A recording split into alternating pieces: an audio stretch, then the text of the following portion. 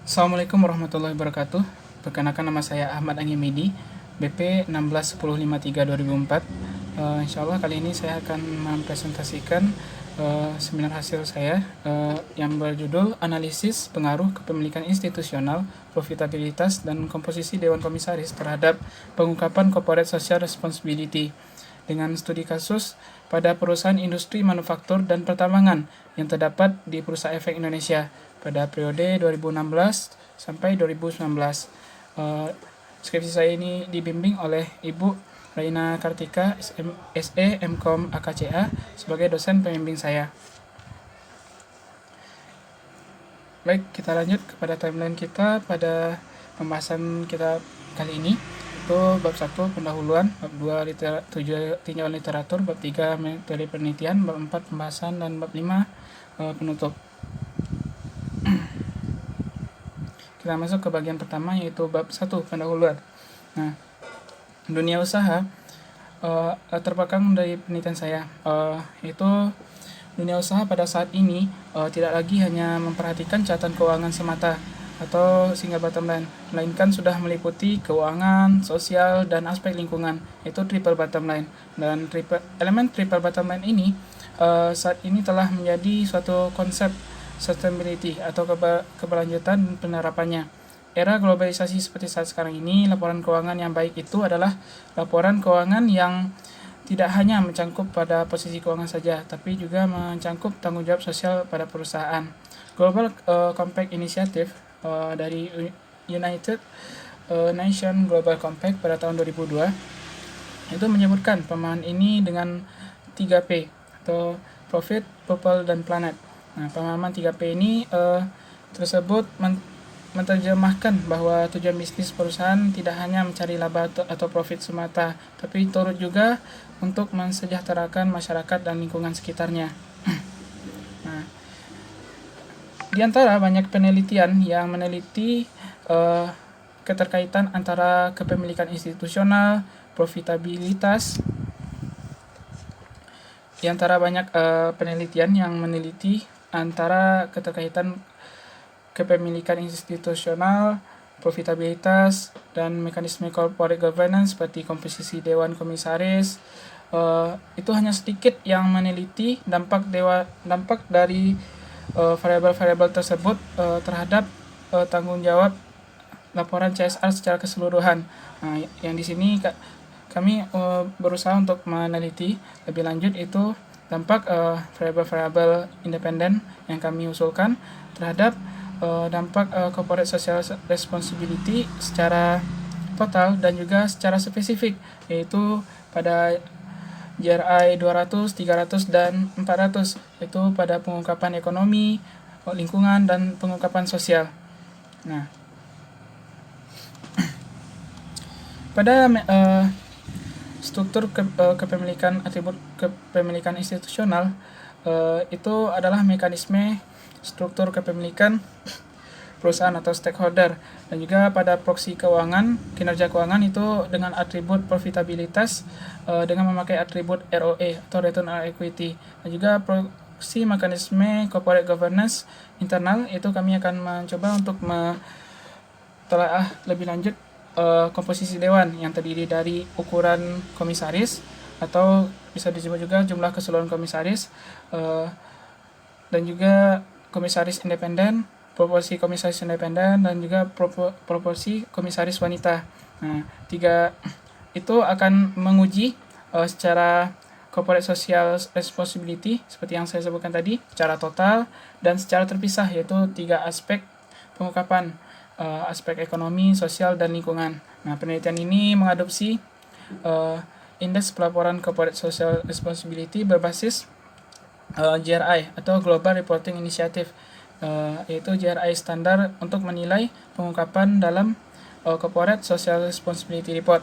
Nah, masing-masing GRI ini kita nilai nantinya dengan menggunakan variabel dummy. Nah, pada penelitian kali ini kita akan menggunakan perusahaan manufaktur yang beroperasi di bidang perusahaan-perusahaan yang beroperasi di bidang manufaktur dan juga pertambangan. Mengapa? Karena industri ini merupakan industri yang paling sensitif terhadap lingkungan dan berkaitan dengan eksploitasi sumber daya alam yang berhubungan erat dengan limbah dan pencemaran lingkungan. Dan juga di Indonesia sendiri, industri manufaktur dan pertambangan itu adalah industri yang cukup besar dan juga berpengaruh besar pada ekonomi di Indonesia, sehingga ketika kita mencoba untuk meneliti ini, maka kita juga akan bisa melihat bagaimana sih kondisi terkini tanggung jawab sosial perusahaan yang ada di tanggung jawab sosial lingkungan ekonomi yang ada di Indonesia.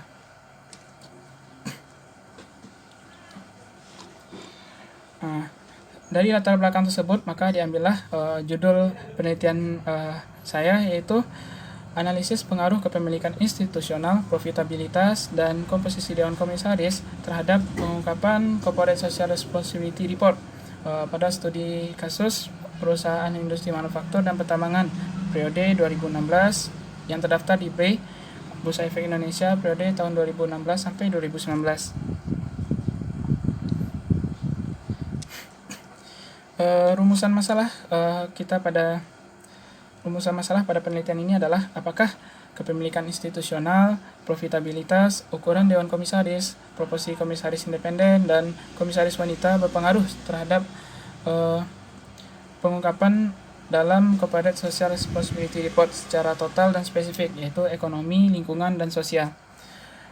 Dan juga tujuan penelitian ini adalah untuk mengetahui apakah kepemilikan institusional, profitabilitas, ukuran komisaris, proporsi komisaris independen, dan komisaris wanita berpengaruh terhadap tingkat pengungkapan Corporate Social Responsibility Report secara total dan secara spesifik, yaitu ekonomi, lingkungan, dan sosial.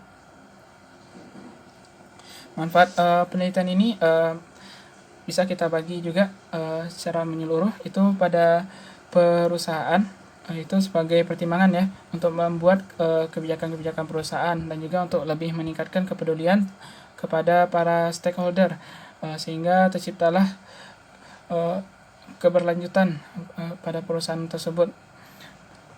Selanjutnya itu kepada investor.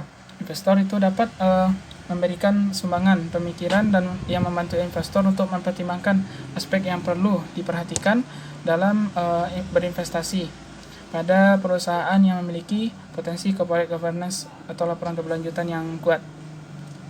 Misalnya pada pemerintah dapat kita digunakan juga sebagai masukan dan referensi untuk menentukan dan mengatur mekanisme pengungkapan corporate governance, Corporate Social Responsibility Report yang lebih baik lagi di perusahaan-perusahaan yang ada di Indonesia.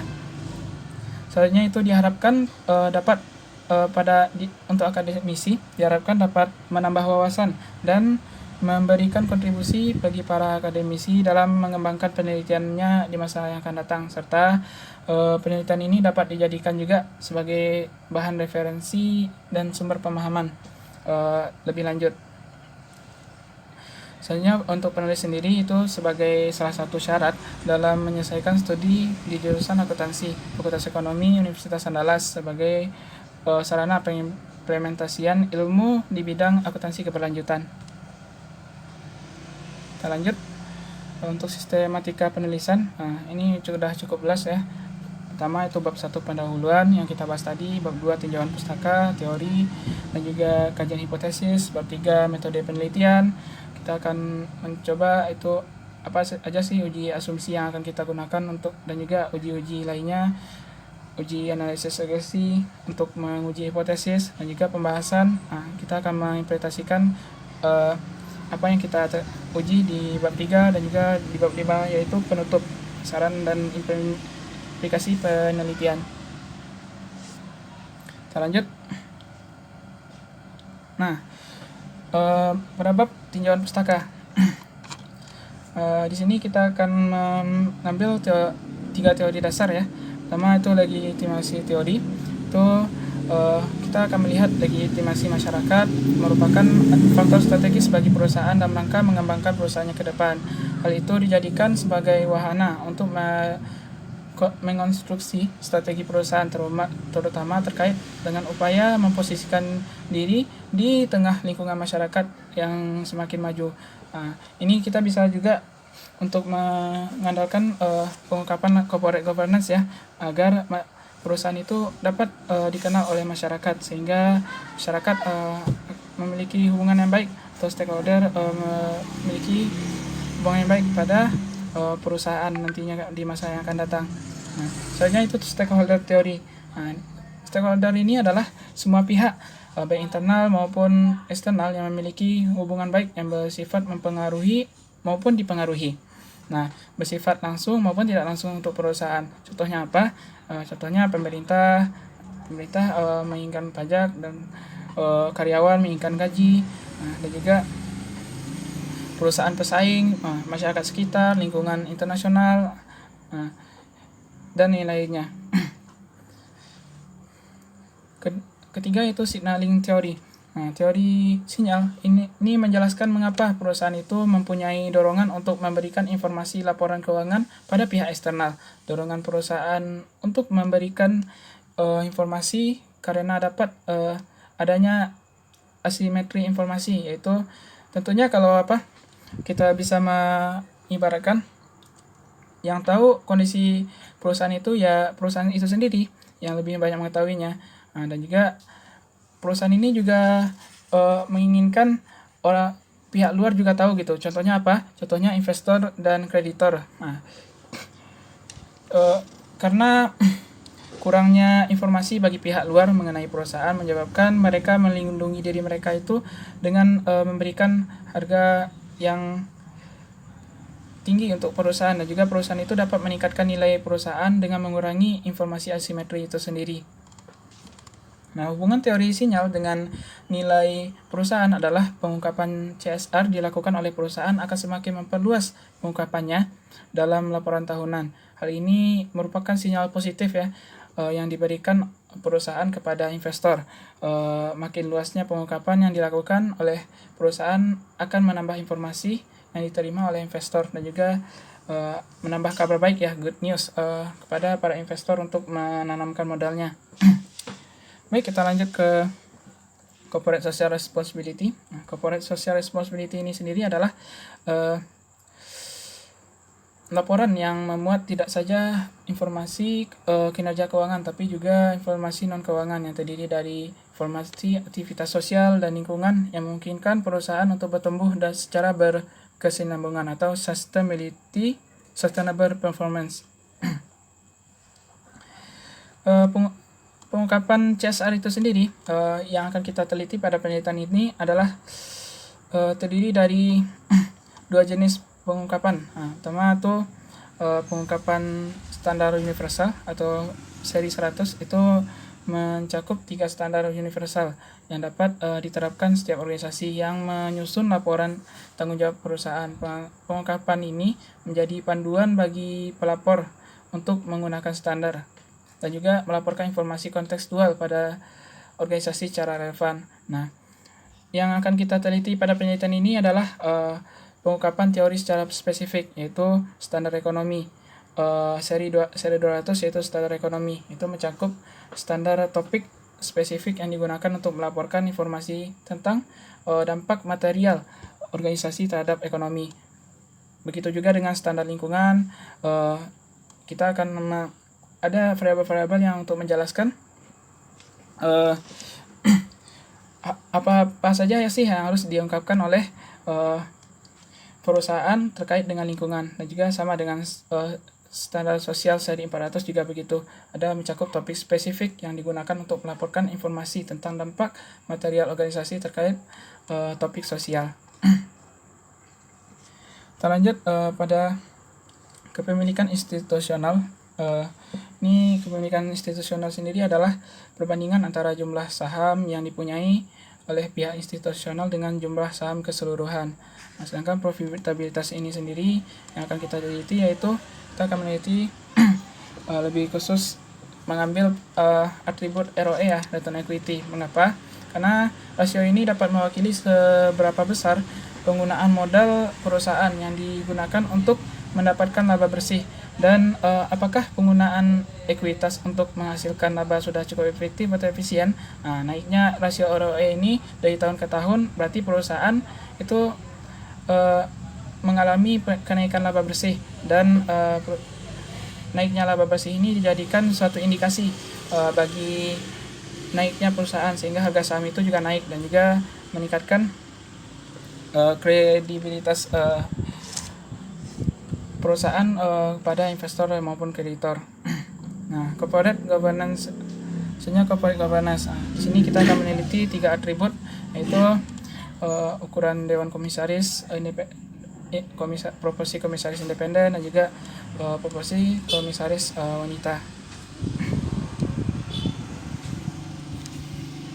Kita lanjut. Penelitian terdahulu.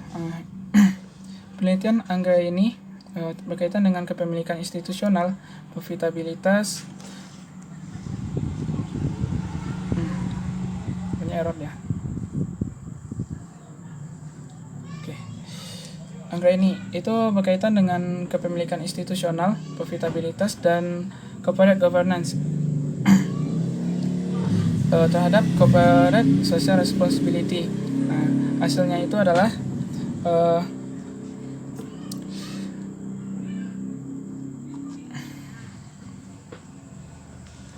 terkait dengan hubungan antara gender, komisaris independen, ukuran Dewan Komite Audit terhadap pengungkapan tanggung jawab perusahaan pada perusahaan yang tercatat di database global atau GRI, Global Reporting Index tahun 2013 dan 2018 menemukan bukti bahwa terdapat hubungan positif antara ukuran perusahaan dan komite audit terhadap pengungkapan sosial, dan tidak terdapat hubungan komisaris wanita dan komisaris independen terhadap pengungkapan tanggung jawab sosial pada perusahaan yang tercatat di GRI periode tahun 2013-2018.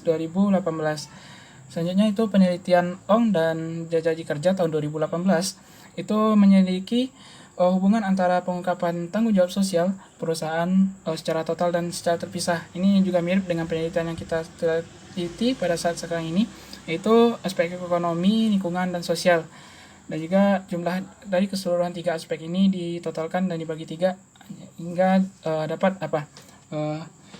aspek total. Ini hasilnya ialah penelitian ini menemukan adanya hubungan positif yang signifikan antara independent director, multiple directorship, dan female director terhadap corporate social responsibility reporting. Selanjutnya itu penelitian dari Anissa dan Mahdar tahun 2019 itu meneliti pengaruh kepemilikan institusional, manajerial, dan profitabilitas terhadap pengungkapan tanggung jawab sosial perusahaan pada perusahaan yang tercatat pada LQ45. Nah, hasilnya itu adalah adanya hubungan yang positif antara kepemilikan manajerial, profitabilitas terhadap CSR disclosure, mana ukuran direksi mampu memperkuat pengaruh kepemilikan manajerial dan profitabilitas terhadap pengungkapan CSR.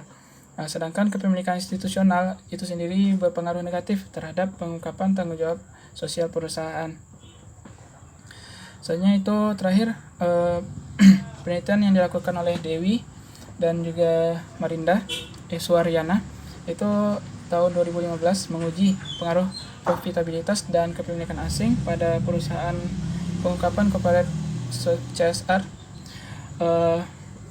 dengan menggunakan sampel 42 perusahaan pertambangan yang hasilnya itu kepemilikan asing itu berpengaruh secara positif terhadap CSR disclosure, sementara tidak terdapat hubungan antara profitabilitas dengan proxy dengan ROA, atribut ROA terhadap corporate CSR disclosure. Kita lanjut. Nah, inilah pengembangan hipotesa yang akan kita teliti pada yang akan kita ungkapkan ya pada penelitian kita kali ini. Itu H1, kepemilikan institusional berpengaruh terhadap tingkat pengungkapan total. Dan juga secara berturut-turut H1A sampai H1C, yaitu kepemilikan institusional berpengaruh pada tingkat pengungkapan ekonomi, pengungkapan lingkungan, dan juga pengungkapan sosial. Kedua itu hipotesa kedua, profitabilitas berpengaruh terhadap tingkat pengungkapan total. Nah, hipotesa kedua kita kembangkan juga dari H2A sampai H2C. Profitabilitas berpengaruh terhadap tingkat pengungkapan ekonomi, pengungkapan lingkungan, dan pengungkapan sosial.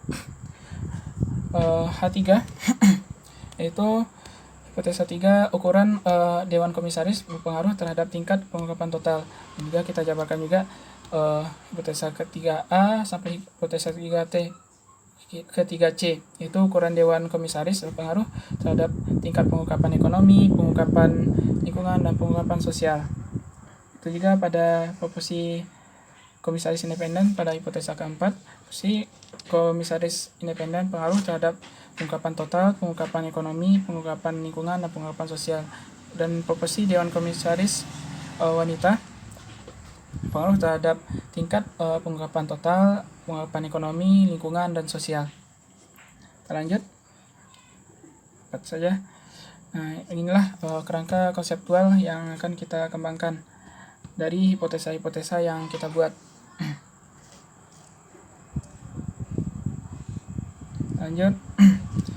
Pada bab 3, metodologi penelitian. Dasar penelitian. Nah, dasar penelitian ini sendiri itu kita akan menggunakan penelitian kuantitatif dengan data sekunder. Kita mengambil data annual report, dari annual report, dan juga laporan CSR report dengan studi kausal atau studi dokumentasi. Selanjutnya itu populasi dan sampel. Populasi penelitian ini adalah seluruh perusahaan yang manufaktur dan pertambangan yang listed di Bursa Efek Indonesia periode tahun 2016-2019. Sedangkan sampelnya itu kita pilih berdasarkan analisis kriteria atau propulsive sampling. Sumber data, metode dan pengumpulan data. Sumber datanya yaitu kita mengambil dari IDX, website IDX atau website B yang resmi, dan juga pengumpulan datanya kita gunakan teknik studi dokumentasi. Definisi operasional variabel penelitian. Nah, di sini kita akan menggunakan variabel dependen, yaitu corporate social responsibility disclosure secara total, dan spesifik, yaitu ekonomi, lingkungan, dan sosial. Ini kita akan menggunakan dengan variabel dummy ya. Kita menganalisis apakah perusahaan itu kalau dia mengungkapkan salah satu topik spesifik pada GRI ekonomi, itu akan apa? Kita beri 1, kalau tidak kita beri 0. Nah, selanjutnya itu variabel dependen. Itu kepemilikan institusional. Kepemilikan institusional ini sendiri akan kita cari dengan rumus jumlah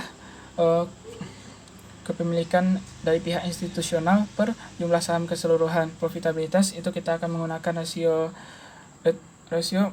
return on equity, ROE, itu earning income after tax per equity, itu rumusnya. Itu ukuran Dewan Komisaris itu jumlah keseluruhan Dewan Komisaris yang ada di perusahaan, dan juga komisaris independen, jumlah seluruh komisaris independen dibagi dengan jumlah seluruh komisaris, dan komisaris wanita jumlah seluruh komisaris yang bergender wanita per jumlah keseluruhan Dewan Komisaris. Itu dia definisi operasional dan variabel penelitian kita pada kali ini. Selanjutnya teknis analisis data. Ini cepat saja, insyaallah kita akan menganalisis di bab 4. Nah, nanti itu analisis data deskriptif berguna untuk menganalisis data dengan mendeskripsikan atau memberikan gambaran dari data yang telah dikumpulkan menjadi sebuah informasi yang lebih jelas dan mudah untuk dipahami. 2. Itu uji asumsi klasik. Untuk memastikan agar hasil penelitian ini valid dan data yang digunakan secara teoritis tersebut konsisten, tidak bias, serta penaksiran koefisien regresinya dapat efisien. Selanjutnya itu analisis regresi berganda. Analisis regresi berganda ini digunakan untuk menguji pengaruh variabel independen terhadap variabel dependen. Nah, Lanjut, pengujian hipotesis sendiri akan kita uji dengan uji koefisien determinasi yang gunanya untuk mengukur seberapa jauh sih kemampuan model regresi dalam menjelaskan variabel dependen. Hanya itu uji signifikasi simultan, itu uji statistik F, biasa kita sebut, untuk mengetahui apakah seluruh variabel independen yang terdapat dalam model itu mempunyai pengaruh secara bersama-sama atau simultan terhadap variabel dependen dengan melihat nilai signifikasinya. Selanjutnya itu uji signifikasi parsial atau uji T, itu bertujuan untuk mengukur seberapa besar variabel independen secara parsial itu berpengaruh signifikan terhadap variabel dependen dengan asumsi variabel lain itu konstan. Lanjut. Nah, bab 4, pembahasan. Deskripsi objek pembahasan sendiri akan kita bagi 3 batch ya. Pertama, deskripsi objek penelitian. Hasil itu terdiri dari populasi dan sampel yang akan kita jelaskan nanti dengan propulsive sampling. Selanjutnya itu hasil analisis data yang telah kita dapatkan dan juga pembahasan dari data itu sendiri. Kita langsung masuk saja. Nah, kita lihat di sini rekan-rekan sekalian, ini observasi dan pengamatan yang dilakukan oleh perusahaan-perusahaan bergerak di bidang industri dan manufaktur. Kita lihat di sini di kriteria pengambilan sampelnya. Itu perusahaan industri manufaktur ini cukup banyak ya yang ada di Indonesia. Total keseluruhan laporan keuangan dari tahun ke tahun itu juga meningkat gitu. Nah, sehingga total laporan keuangan yang populasi itu ada 816. Nah, dan juga kita kan akan menganalisis CSR. Jadi kita kecualikan bagi perusahaan yang tidak menerbitkan CSR-nya. Jadi kita kurangi dengan perusahaan yang tidak menerbitkan CSR. Itu berjumlah 99 data sampel yang akan kita teliti. Itulah sebabnya kita mendapatkan data 99 itu sendiri. Kita lanjut. Nah, analisis deskriptif. Nah, di sini kita dapat lihat ya rekan-rekan sekalian, di kolom N di bawah paling bawah itu dapat jumlah sampel yang digunakan untuk penelitian itu 99 data yang valid. Berdasarkan hasil pengujian statistik deskriptif pada tabel ini CSR disclosure didapatkan nilai minimum sebesar 0,080,08069 atau 8,69%, dan nilai maksimum itu 86,60%. Ini menjelaskan bahwa nilai yang diperoleh oleh variabel CSR disclosure berkisar antara 8% sampai 86%, dengan rata-rata min 38,78%. Pada standar deviasinya terdapat sebesar 14,94%. Standar deviasi ini pada variabel corporate social responsibility disclosure lebih kecil daripada nilai minnya, yaitu nilai minnya 38,78%. Nah, ini menunjukkan nilai daripada variabel CSR disclosure ini tersebar dengan baik.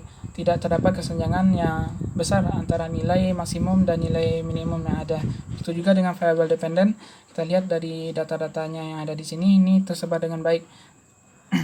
Tidak terdapat kesenjangan yang besar antara nilai maksimum dan minimum yang ada. Dan juga datanya bisa kita lanjutkan untuk ujinya. Lanjut, kita uji asumsi klasik.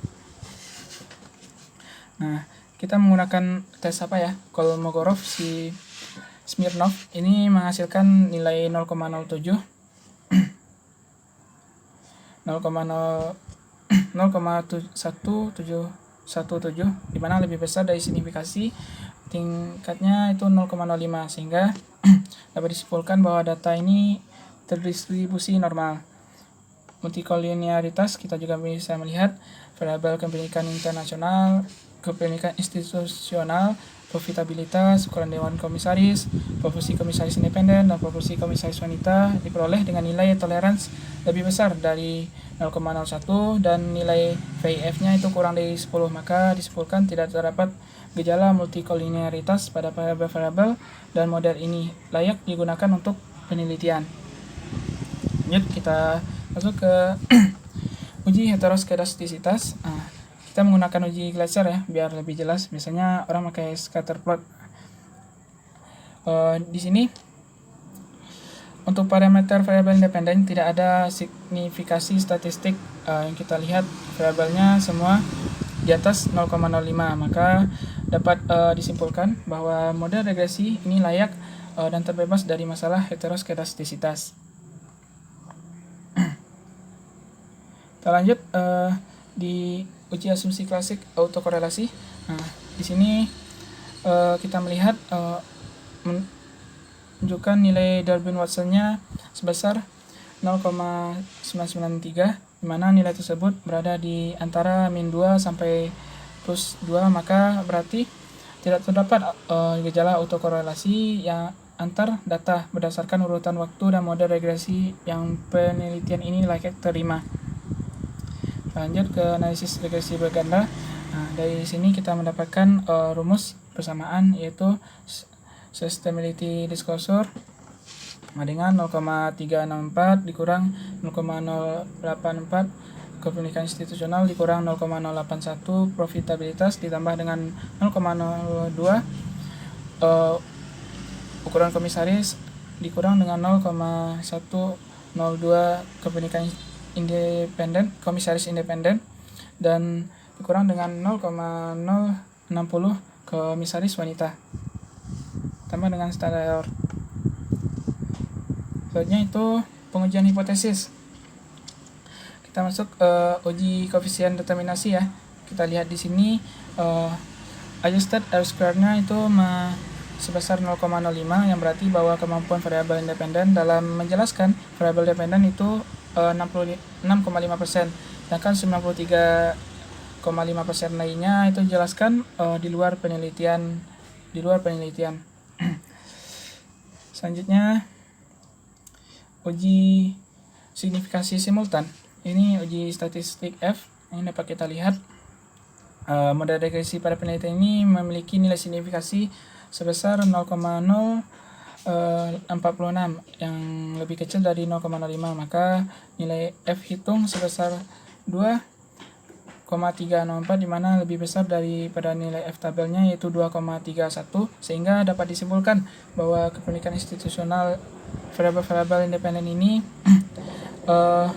secara simultan berpengaruh signifikan terhadap variabel dependennya, yaitu corporate social responsibility disclosure. Nah, di sini kita akan meneliti uji signifikasi parsial, yaitu menguji masing-masing setiap variabel pengaruh masing-masing variabel independen terhadap variabel dependen. Nah, ini secara parsial, mana apabila signifikasi ini lebih kecil dari 0,05, maka variabel independen secara parsial itu berpengaruh pada variabel dependen. Sebaliknya, jikalau nilainya lebih besar, maka secara parsial itu tidak berpengaruh terhadap variabel dependen. Nah, berikut kita lihat hasil analisis yang kita dapatkan ya dari datanya. Pertama, ini pada hasil uji statistik T tingkat pengungkapan total. Ini kita lihat kepemilikan institusional, profitabilitas, komisaris independen, dan komisaris wanita itu nilainya lebih besar dari 0,05, maka dapat kita simpulkan tidak berpengaruh. Sedangkan ukuran komisaris itu lebih kecil dari 0,05, yaitu sebesar 0,011, maka ukuran komisaris berpengaruh terhadap uji terhadap variabel dependen, yaitu corporate social responsibility disclosure. Maka hipotesis H1 itu H1 untuk H3 itu diterima untuk ukuran komisaris. Selanjutnya itu pada tingkat pengungkapan ekonomi. Nah, di sini kita melihat tidak ada ya yang di bawah 0,05. Maka seluruh pada hasil uji statistik pada tingkat pengungkapan ekonomi, variabel dependen terhadap variabel dependen itu tidak berpengaruh terhadap sustainability disclosure. Selanjutnya itu pada hasil uji statistik T, pengungkapan lingkungan. Ini kita melihat juga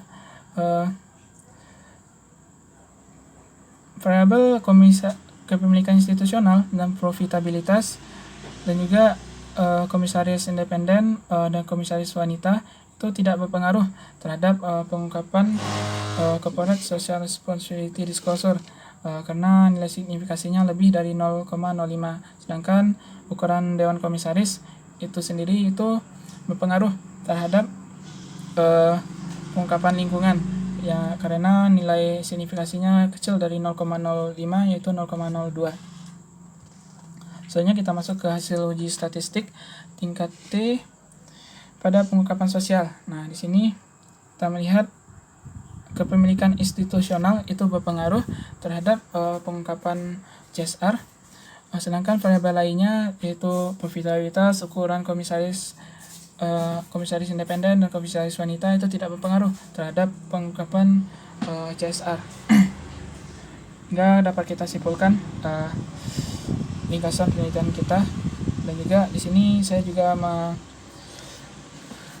mencantumkan penelitian terdahulu yang sama dengan hasilnya, itu H1 sampai H1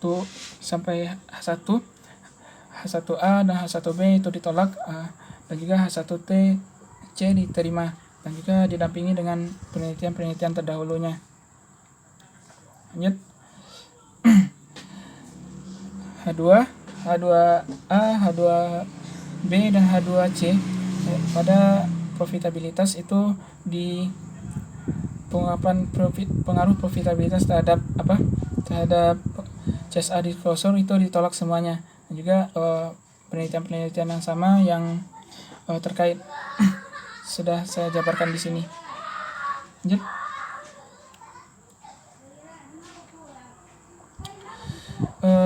Pada hipotesis 3 ukuran dewan komisaris, ada dua variabel yang diterima, yaitu pada pengungkapan total dan juga pengungkapan lingkungan.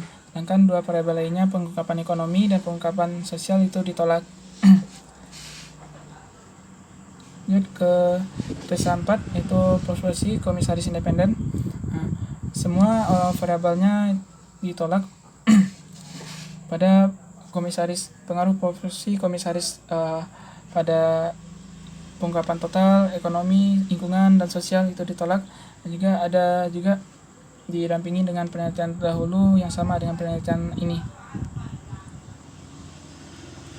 Hipotesis 5 yaitu proporsi komisaris wanita, secara keseluruhan juga ditolak secara total, pengungkapan ekonomi dan lingkungan dan sosial, dan juga didampingi dengan penelitian terdahulu dengan hasil yang sama. Baik, selanjutnya mungkin saya akan menjelaskan mengapa sih kondisinya ditolak itu semuanya gitu. Jadi akan saya jelaskan selanjutnya.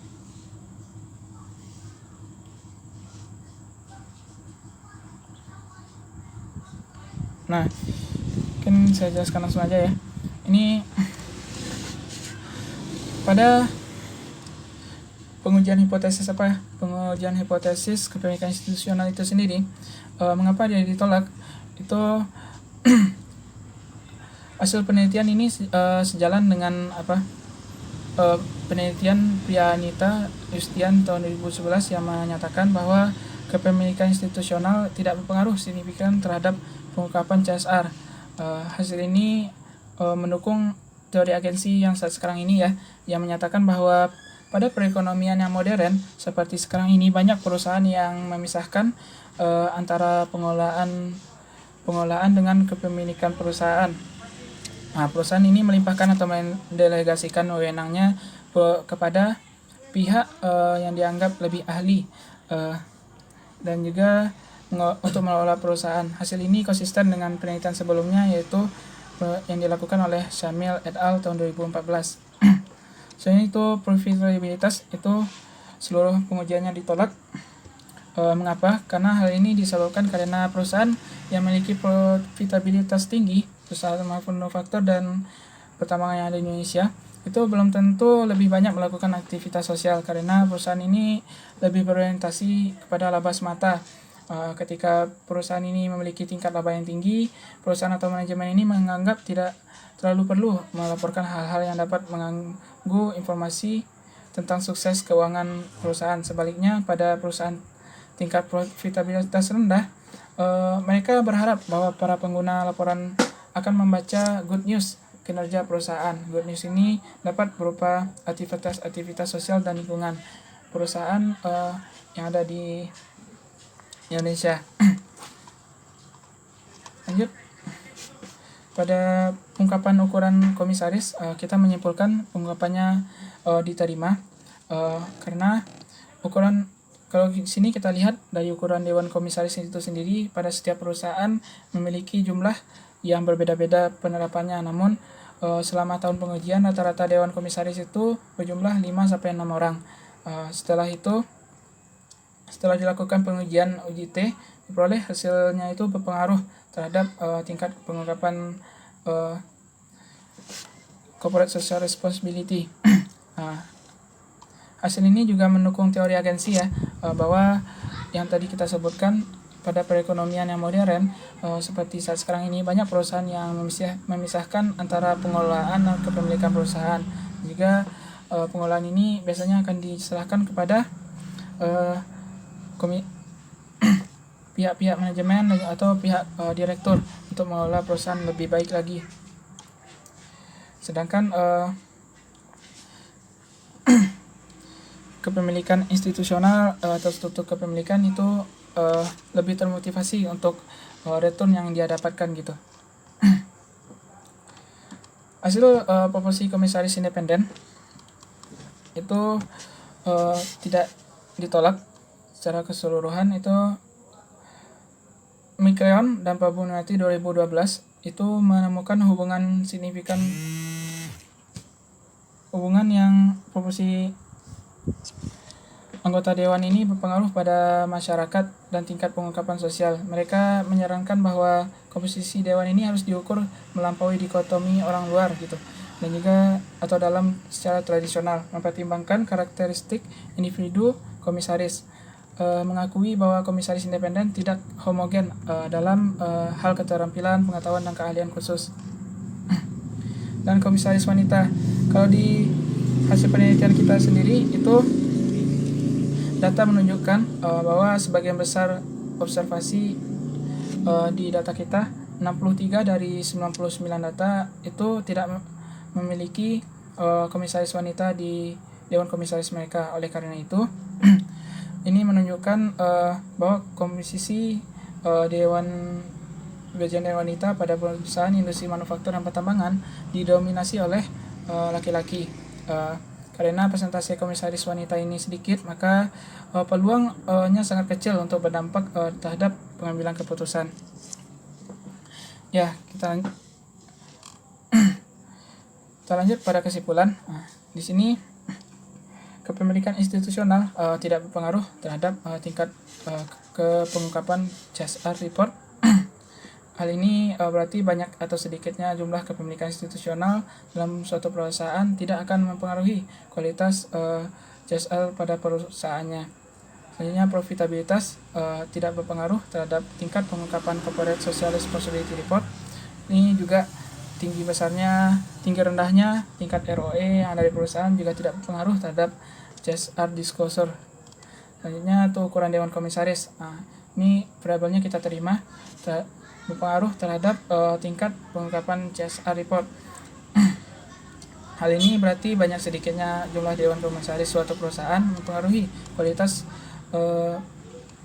laporan tanggung jawab sosial perusahaannya. Lainnya itu proporsi komisaris independen dan juga komisaris wanita itu tidak berpengaruh terhadap pengungkapan corporate social responsibility report. Dengan demikian berapapun jumlah komisaris independen dan juga komisaris wanita yang ada di perusahaan tidak mempengaruhi kualitas pengungkapan tanggung jawab sosial perusahaan. Saran untuk penelitian selanjutnya, dengan adanya keterbatasan dalam penelitian ini, muncullah saran itu untuk selanjutnya sampel penelitian ini mungkin dapat diperluas ke perusahaan yang jenis industri lain untuk mendapatkan hasil yang lebih menyeluruh. Dua variabel independen dalam variabel pada penelitian selanjutnya diharapkan lebih beragam lagi, seperti meneliti konsentrasi kepemilikan lain selain institusional, seperti kepemilikan asing dan konsentrasi kepemilikan yang lebih besar pada suatu perusahaan, atau komite audit, average, dan financial performance dengan variabel-variabel lainnya gitu. Selanjutnya itu diharapkan untuk penelitian selanjutnya dapat menambah rentang waktu dalam periode pengamatan sehingga kualitas laporannya akan lebih mendekati kebenaran juga lagi gitu. Terakhir, implikasi penelitian bagi perusahaan.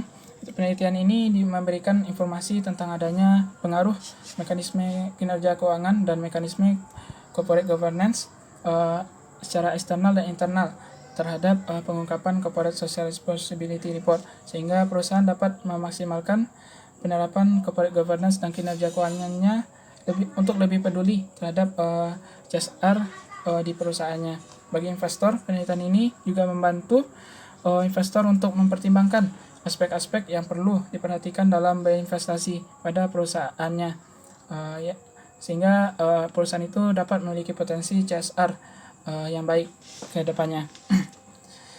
Bagi akademisi, penelitian ini menjadi acuan atau literatur mengenai hubungan antara mekanisme corporate governance dan juga financial performance terhadap pengungkapan CSR report untuk penelitian yang akan dilakukan di masa depan. Baik, terima kasih. Mungkin hanya itu yang dapat saya sampaikan.